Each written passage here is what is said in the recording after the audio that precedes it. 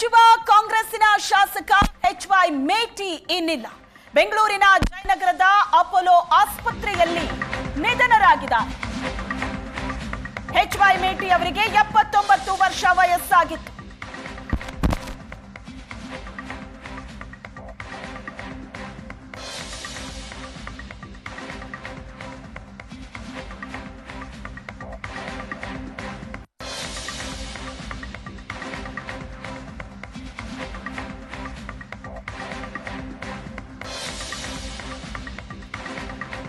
ಎರಡು ಬಾರಿ ಸಚಿವರಾಗಿದ್ದ ಎಚ್.ವೈ. ಮೇಟಿ ಶಾಸಕ ಎಚ್.ವೈ. ಮೇಟಿ ನಿಧನದ ಬಗ್ಗೆ ವೈದ್ಯರಿಂದ ಅಧಿಕೃತ ಮಾಹಿತಿ.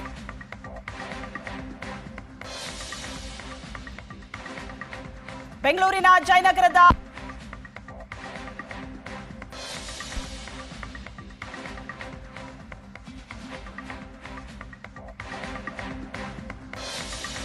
ಮೇಟಿ ನಿಧನ.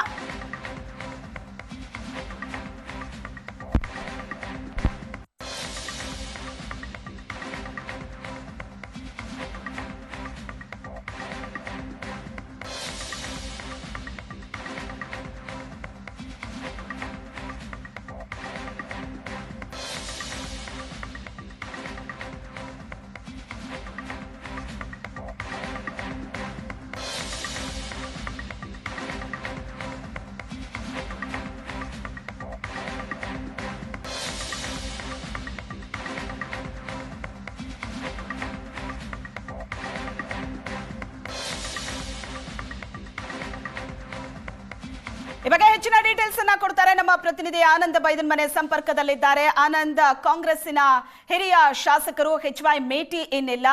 ಅವರ ರಾಜಕೀಯ ನಡೆದು ಬಂದಂತಹ ದಾರಿ ಬಗ್ಗೆ ಈ ಸಂದರ್ಭದಲ್ಲಿ ನೆನಪು ಮಾಡ್ಕೊಳ್ಳೋದಾದ್ರೆ, ಜೊತೆಗೆ ಏನ್ ಅನಾರೋಗ್ಯದಿಂದ ಬಳಲ್ತಾ ಇದ್ರು, ಯಾರೆಲ್ಲ ಆಸ್ಪತ್ರೆಗೆ ಭೇಟಿ ಕೊಟ್ಟಿದ್ದಾರೆ? ಈಗ ಅವರು ಕಳೆದ ಒಂದು ವಾರದಿಂದ ಅವರು ಆಸ್ಪತ್ರೆ ಚಿಕಿತ್ಸೆಯನ್ನು ಪಡಿತಾ ಇದ್ರು. ಇವತ್ತು ಮಧ್ಯಾಹ್ನ ನಿಧನರಾಗಿದ್ದಾರೆ. ಬಾಗಲಕೋಟೆಯ ಶಾಸಕರಾಗಿರ್ತಕ್ಕಂಥ ಎಚ್.ವೈ. ಮೇಟಿ ಅವರ ರಾಜಕೀಯ ಜೀವನ ಜನತಾ ಪರಿವಾರದಿಂದ ಆರಂಭಗೊಳ್ಳುತ್ತೆ. ಬಹಳ ಮುಖ್ಯವಾಗಿ 5 ಬಾರಿ ಶಾಸಕರಾಗಿರುವಂತ ಎಚ್.ವೈ. ಮೇಟಿ ಅವರು 5 ಬಾರಿ ಶಾಸಕರಾಗಿರುವಂತ ಎಚ್.ವೈ. ಮೇಟಿ ಅವರು 1 ಬಾರಿ ಸಂಸದಾಗ ಕೂಡ ಕೆಲಸ ಮಾಡಿದ್ದಾರೆ. ಅವರು ಜನತಾ ಪರಿವಾರ ತಮ್ಮ ರಾಜಕಾರಣವನ್ನು ಆರಂಭ ಮಾಡ್ತಾರೆ. ಬಹಳ ಮುಖ್ಯವಾಗಿ ಎಚ್.ವೈ. ಮೇಟಿ ಅವರು ಮುಖ್ಯಮಂತ್ರಿ ಆಗಿರುವಂತಹ ಸಿದ್ದರಾಮಯ್ಯನವರಿಗೆ ಅತ್ಯಂತ ಪರಮಾಪ್ತ ಶಾಸಕರಾಗಿದ್ದರು ಮತ್ತು ರಾಜಕಾರಣದ ಬೇರೆ ಬೇರೆ ಹಂತಗಳಲ್ಲೂ ಕೂಡ ಎಚ್.ವೈ. ಮೇಟಿ ಅವರು ಮತ್ತು ಸಿದ್ದರಾಮಯ್ಯನವರ ಬಾಂಧವ್ಯ ಮುಂದುವರೆದಿತ್ತು. ಮುಖ್ಯವಾಗಿ ಎಚ್.ವೈ. ಮೇಟಿ ಅವರ ಬಾಗಲಕೋಟೆ ಜಿಲ್ಲೆಯಲ್ಲಿ ಕಾಂಗ್ರೆಸ್ನ ಬೆಳವಣಿಗೆಗೆ ಸಂಘಟನೆಗೆ ಪೂರಕವಾಗಿ ಕೆಲಸ ಮಾಡಿರ್ತಕ್ಕಂಥ ಇತಿಹಾಸವೂ ಕೂಡ ಇದೆ. ಅದನ್ನು ಮುಖ್ಯವಾಗಿ ಎಚ್.ವೈ. ಮೇಟಿ ಅವರು ಕಳೆದ 5 ಬಾರಿ ಶಾಸಕರಾಗಿ ಸಂದರ್ಭದಲ್ಲಿ ಜನಪರವಾಗಿರ್ತಕ್ಕಂಥ ಚಿಂತನೆಗಳನ್ನ ಕಾರ್ಯಕ್ರಮಗಳನ್ನು ಜಾರಿಗೊಳಿಸಿರ್ತಕ್ಕಂಥ ಇತಿಹಾಸವೂ ಕೂಡ ಇದೆ. ಅವರು ಗುಳೇದು ಆರಂಭಿಕವಾಗಿ 1989-99 ಮತ್ತು 2004ರಲ್ಲಿ ಗುಳೇದುಗುಡ್ಡದ ಶಾಸಕರಾಗಿ ಕೆಲಸವನ್ನು ಮಾಡಿದರು. ನಂತರದಲ್ಲಿ ಬಾಗಲಕೋಟೆ ವಿಧಾನಸಭಾ ಕ್ಷೇತ್ರದಿಂದ 2 ಬಾರಿ ಶಾಸಕರಾಗಿದ್ದರು. 2013 ಮತ್ತು 2023ರಲ್ಲಿ ಶಾಸಕರಾಗಿದ್ದಂಥ ಎಚ್.ವೈ. ಮೇಟಿ ಅವರು ಸಿದ್ದರಾಮಯ್ಯವರ ಬಣದಲ್ಲಿ ಗುರುಸ್ಕೊಂಡಿರ್ತಕ್ಕಂಥವರು.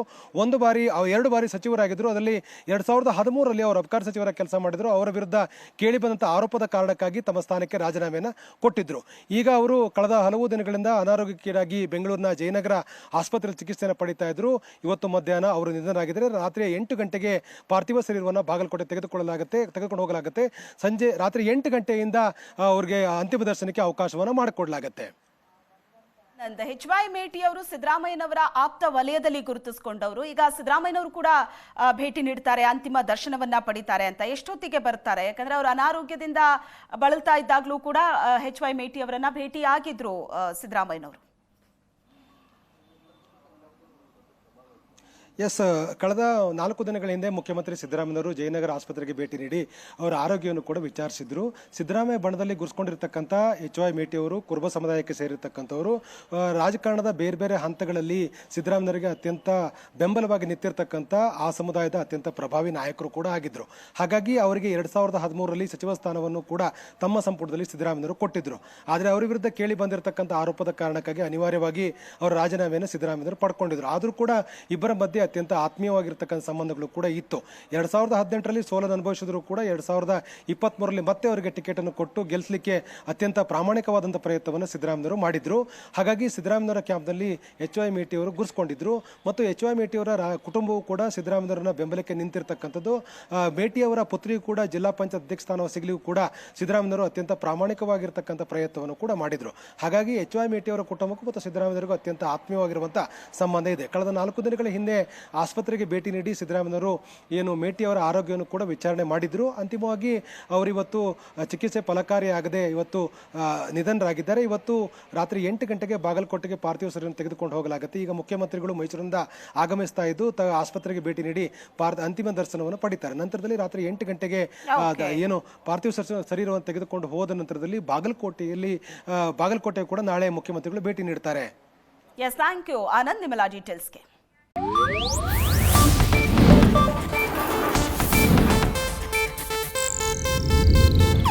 ಇದು ಏಷ್ಯಾನೆಟ್ ನ್ಯೂಸ್ ನೆಟ್ವರ್ಕ್ ಪ್ರಸ್ತುತಿ.